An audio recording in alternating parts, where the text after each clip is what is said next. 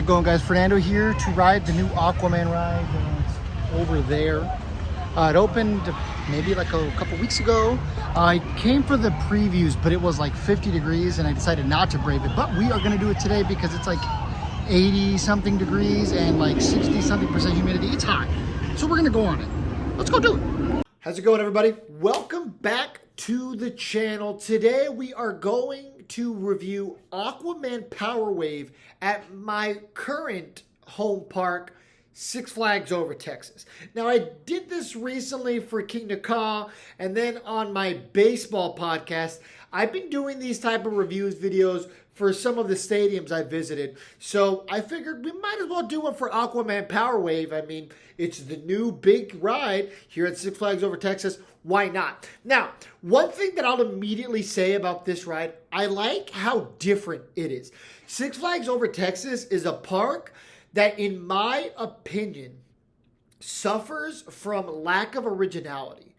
I mean, there's a lot of rides here that just don't provide much of a punch because they are, reskins or retools, or they've been duplicated in other parts of the country. For instance, Titan and Goliath in Six Flags Magic Mountain. We have the Batman clone, the Joker clone that's literally in like almost every Six Flags that I could possibly think of. Mr. Freeze is unique, and now I have not done Mr. Freeze yet. I've been to this Six Flags park like 10 to 15 times now, but every time I go there, the line's just outrageous. So maybe one of these times I just need to commit and rope drop it because I really, really want to do the ride. I had this book growing up, and it was not exactly a little book. It was about 500 pages. It's about yay big, and it covered roller coasters all over the country, and Mr. Freeze was one of them. And, 8-year-old, 9-year-old Fernando was like, I want to do that ride. And I was terrified of roller coasters till I was in about 4th grade. How old are you in 4th grade? Like 10, 11? Then I kind of started to get over it. And it was actually Journey to Atlantis at SeaWorld San Diego, for any of you guys who have been on that ride, that kind of got me over that hump of, okay, this is fun. This isn't scary. This is fun. So the rest is rock and roll history. Got on Journey to Atlantis a couple times, and now your boy's been a thrill seeker ever since. So that leads me to one of the first things that I want to say that I like about AquaMan Power Wave. I've been riding roller coasters for years, and it's gotten even worse over time. The more and more I go on roller coasters, especially last month, when I was at Six Flags Great Adventure in New Jersey, and I finally got to ride King Ka. Now, King Ka is the world's tallest and second fastest roller coaster. I'll leave the review for that in the description down below. But obviously, once you kind of hit that barrier of, well, I've now gone 126 miles an hour, I've now gone up over 450 feet and came down, really, nothing kind of impresses you anymore, because a couple days later, actually it was exactly 7 days later, I went to Six Flags Great America in Illinois, which was my 3rd time going there, and I finally got all the coaster credits for that. Now, I'm not the kind of guy who counts coaster credits. I have no idea what my count is. I would say it's definitely in the 400s. Maybe 300, somewhere in there. Maybe one of these days I'll be bored enough I'll sit there and I'll actually try to go through coaster credits. But, that's just paying homage to the people that do. There's nothing wrong for those that do count coaster credits. But I did finally get all of those at Six Flags Great America. Yeah, that's the name of it. You ever had a dream that you do? When I was there, I went on Max Force, I believe it's called, and I'd been on Goliath there, and Goliath is my favorite ride in that park. But when I was there and I was doing the rides that I hadn't done yet, and I doubled up on 2 of my favorites there, it made me realize, man, now that I did King Ka, everything else is just kind of mid. And once again, that's what stinks. You break that barrier of okay, well, now this is what my body has done. That was fun. This is now the mountaintop. Now that the mountaintop is here, everything else is subpar. So it's just been so long. I mean, we're talking probably like since I was a teenager that I've had that feeling of like, oh my gosh, my stomach's in my throat. But somehow, out of every possible ride in the world, this Krabby Land contraption that is AquaMan Power Wave gave me that feeling again. I got those butterflies in my stomach. Now, granted, any kind of nerves I had were because even though it was like 88 degrees with 70% humidity here in Texas, and I wanted to get wet, it's still that like, oh no, I'm going to get wet feeling. So because of that, I was still like, oh no, here it comes, brace for it. So those nerves were still kind of there. But in terms of like, being scared type of nerves, no, I didn't have those. But I will say this ride was a lot more fun than I thought it would be. I mean, this ride goes 62.1 miles an hour. But it's a water ride. So for a water ride, that's fast. It has a vertical drop angle of 90 degrees. It's only 708.7 feet. Now, it's literally just a giant U. So you get in the car. They have this little turntable situation so they can load one car and the other car is, going through the ride. And then when, this one's loaded and the other one's done, they just turn and flip-flop. And it's like that. Because of that, they can get through 731 approximate riders per hour.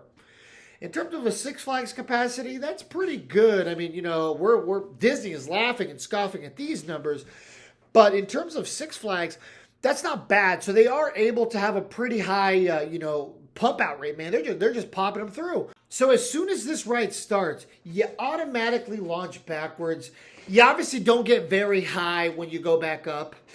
You come down, it launches you again. You go over this little airtime hill that obviously takes you from out of the pool area through the station. You then launch, I would say probably about 75% of the way up the track there. And then as you come back down, you go through the final launch, which launches you one more time backwards. And at this point, you hit the highest elevation point. And this is the part where you kind of have that feeling where your stomach like comes into your throat in a fun way. I mean, this ride isn't super intense. And then you finally come down and you get absolutely splashed. Now, both times I sat on the edge. I sat on the third row the first time I went on, and then the second time on the second row. So naturally, I got significantly more wet on the second row than I did on the third row. But this ride packs a little bit of a punch in the regard of, you get wet, you get just a tad amount of airtime, but you get that feeling where you get those butterflies. It's fun. It's cool.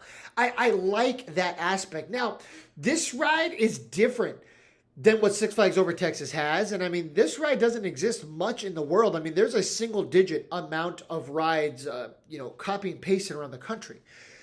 So it is a rather unique ride experience still. I'm sure we'll start to see a couple more of these, especially the way Six Flags likes to copy and paste this kind of stuff around.